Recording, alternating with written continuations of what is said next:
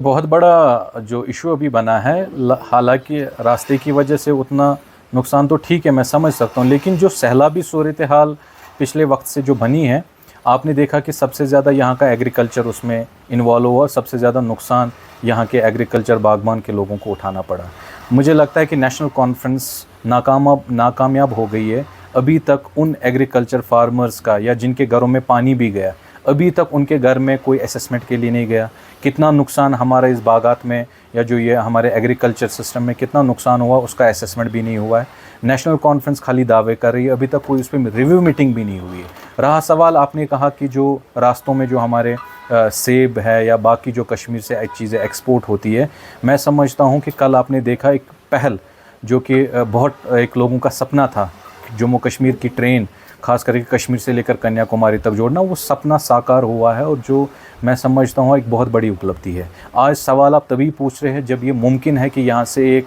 आपने देखा कि 2 ट्रेनें जो कार्गो ट्रेन अब शुरू की गई है, एक बहुत खुशाइन कदम है कि केंद्र सरकार उस पर ज़्यादा सीरियस है। लेकिन मेरी अपील रहेगी खास करके हमारे लेफ्टिनेंट गवर्नर मनोज सिन्हा साहब से, चीफ मिनिस्टर उमर अब्दुल्ला साहब से, ताकि जो ये इशू है अभी जो रास्ता बंद होने का, एक स्पेशल ट्रेन खास करके जो ये कार्गो टाइप हो या डब्बे वाली हो, जिसमें जो ये सेब रास्ते में जो फंसे, जो ख़राब हुए, कम से कम एक राहत उन लोगों को मिले जो इस